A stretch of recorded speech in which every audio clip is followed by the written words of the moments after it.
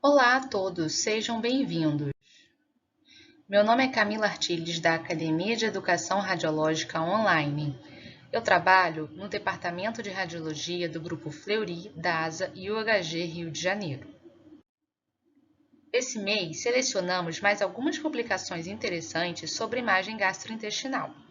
Antes de iniciarmos nosso resumo, gostaria de agradecer aos editores seniores por suas contribuições ao bloco de imagem gastrointestinal, a equipe brasileira pelo convite e o apoio na tradução. Bário intraperitoneal por perfurações gastrointestinais, reavaliação do prognóstico e efeitos a longo prazo. Este artigo da JR discute uma complicação do extravasamento de bário intraperitoneal durante avaliações radiológicas do trato gastrointestinal. Este estudo retrospectivo analisou 18 pacientes ao longo de um período de 30 anos, com extravasamento de uma perfuração gastrointestinal que não era suspeita antes do procedimento. As complicações ocorreram durante os enemas de bário, estudos do trato gastrointestinal superior e séries do intestino delgado. As complicações mais comuns foram aderências peritoneais e granulomas fibróticos. Os autores citam estudos em animais que mostram que o bário estéril na cavidade abdominal não incita uma reação inflamatória ou peritonite. No entanto, quando as perfurações combinam bário com conteúdo intestinal e material fecal com bactérias, é quando ocorre a peritonite de fato. O artigo conclui afirmando que, à medida que os exames fluoroscópicos estão diminuindo de volume, os novos radiologistas estarão menos familiarizados com suas complicações, que ainda podem ser vistas na prática clínica. Diferenciação entre apendicite complicada e não complicada, desenvolvimento de modelo diagnóstico e estudo de validação. Este artigo discute uma análise retrospectiva que ajuda a diferenciar a apendicite complicada da não complicada. O manejo não operatório da apendicite não complicada está se tornando mais comum e pode reduzir a morbidade associada à intervenção cirúrgica. Os autores afirmam que, uma vez que a apendicite se complica, os antibióticos por si só não podem reverter o processo da doença, devido à perfuração ou gangrena. Os autores descobriram também que defeitos da parede apendicular, abscesso, encalhe periapendicular moderado a grave, diâmetro apendicular maior que 10 mm e área extraluminal estavam associados à apendicite complicada. Os autores descobriram que, se qualquer um desses critérios estiver presente na tomografia com contraste, a apendicite complicada pode ser predita com sensibilidade de até 95%. O hiporrealce intestinal segmentar na tomografia prediz laceração mesentérica isquêmica após trauma fechado. Este artigo da JR discute o desempenho da tomografia no diagnóstico da laceração mesentérica isquêmica após trauma fechado. O artigo começa discutindo os detalhes das lacerações mesentéricas isquêmicas e seu significado clínico. Os autores afirmam que esta é uma lesão difícil de detectar na tomografia, citando um estudo que relatou uma taxa de falha de aproximadamente 60%. Outras estatísticas citadas incluem uma sensibilidade de 45%, mais especificidade de 95%. Os autores descobriram que lesão da parede abdominal, contusão mesentérica, líquido livre, hiporrealce intestinal segmentar e hiperrealce intestinal adjacente foram associados a risco aumentado de laceração mesentérica isquêmica. Uma análise mais aprofundada identificou o hiporrealce segmentar intestinal e a lesão da parede abdominal como preditores independentes com significância para identificar lesões. Não houve correlação com lesões vasculares mesentéricas, pneu peritônio, defeitos focais da parede intestinal ou espessamento da parede intestinal. Os autores concluem com uma discussão e reconhecem a dificuldade em diagnosticar a laceração mesentérica isquêmica no cenário de trauma fechado. Defecografia fluoroscópica dinâmica. Atualizações sobre a justificativa, técnica e interpretação do painel de foco de doenças do assoalho pélvico da Sociedade de Radiologia Abdominal. A defecografia fluoroscópica é um exame simples, usado para avaliar anormalidades do assoalho pélvico.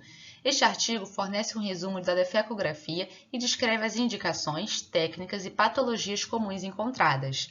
Os autores afirmam que a defecografia é o melhor estudo de imagem para avaliar pacientes com sintomas de defecação obstruída.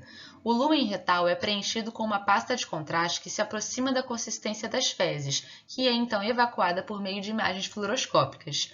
O artigo descreve a técnica, a interpretação e as patologias comumente encontradas, que incluem retocele, enterocele, hérnia, intuscepção, prolapso e anismos. Os autores concluem afirmando que, embora a defecografia por ressonância magnética esteja ganhando prevalência, eles preferem a defecografia fluoroscópica. Variação diurna das principais taxas de erro na interpretação de estudos de tomografia abdominal pélvica. Este artigo foi escrito na tentativa de identificar determinados dias da semana e horários do dia em que os radiologistas podem estar mais sujeitos a erros. 252 erros foram identificados. 58 deles ocorreram na segunda-feira, mais do que em qualquer outro dia da semana. As taxas de erro principais foram mais altas durante o período das 9 às meio-dia, em um nível estatisticamente significativo. Os erros mais comuns ocorreram em pacientes que estavam sendo examinados com a indicação de acompanhamento de neoplasia. É importante ressaltar que os estudos realizados nos fins de semana e das 5 da tarde às 7 da manhã não foram incluídos nos dados de erro. Os autores concluem sugerindo que os radiologistas vivenciam períodos ao longo do dia em que os recursos físicos e mentais aumentam e diminuem, o que pode levar a uma falta de concentração. Neoplasia de vesícula biliar localmente avançada, uma revisão dos critérios e papel da imagem. O carcinoma da vesícula biliar é a doença maligna mais comum do sistema biliar. Este artigo discute a imagem da neoplasia da vesícula biliar e como ela é usada para estratificar os pacientes em opções de tratamento ressecáveis e irressecáveis. A ressecção cirúrgica é o tratamento definitivo. No entanto, a maioria dos pacientes não é elegível para a cirurgia com base na progressão da doença no momento da apresentação. O artigo discute a epidemiologia e a apresentação clínica, afirmando que os pacientes comumente se apresentam tardiamente no processo da doença devido a sintomas obstrutivos, conforme o tumor cresce e se espalha, sendo comum e diretamente no fígado, ductos hepáticos, estômago, duodeno, com metástases intraperitoneais muitas vezes associadas. Os autores discutem o papel da imagem, que geralmente é multimodal, com ultrassom, tomografia, ressonância e PET. Os autores sugerem que, uma vez que a malignidade se espalhou da vesícula biliar, as taxas de sucesso da ressecção são desanimadoras e os exames de imagem são importantes para diminuir a morbidade de operações desnecessárias. Melhorar a integridade dos relatórios de ressonância magnética estruturados para o estadiamento do câncer retal. Este artigo fornece informações detalhadas necessárias para fornecer um relatório completo para o câncer retal. O câncer coloretal é a terceira malignidade mais comum, com a ressonância magnética retal fornecendo informações valiosas sobre o estadiamento, com opções de tratamento, planejamento cirúrgico e prognóstico, dependente das características observadas na ressonância magnética. Os autores instruíram o corpo docente e os bolsistas em sua instituição acadêmica quanto ao motivo pelo qual a conformidade melhorada com um modelo padronizado poderia levar a melhores resultados para os pacientes e usaram um módulo educacional para o qual forneceram um link no artigo. Além disso, os autores exigiram que todos os estudos iniciais de estadiamento do câncer retal fossem revisados por 2 radiologistas do corpo docente. Após o período de intervenção, os autores encontraram um aumento significativo na proporção de relatórios ideais que seguem o modelo. Abordagem diagnóstica para patologias retroperitoneais primárias, o que o radiologista precisa saber. Este artigo discute uma variedade de lesões diferentes que podem surgir do retroperitônio e começa com uma visão geral da anatomia retroperitoneal, que pode ser dividida em espaços menores. O artigo então apresenta recursos de imagem relacionados à malignidade, alguns dos quais incluem componentes de gordura, extensão intravascular, estroma mixoide, componentes necróticos e hipervascularidade. O artigo sugere que a maioria das massas retroperitoneais com esses componentes são malignas e a ressecção deve pelo menos ser considerada.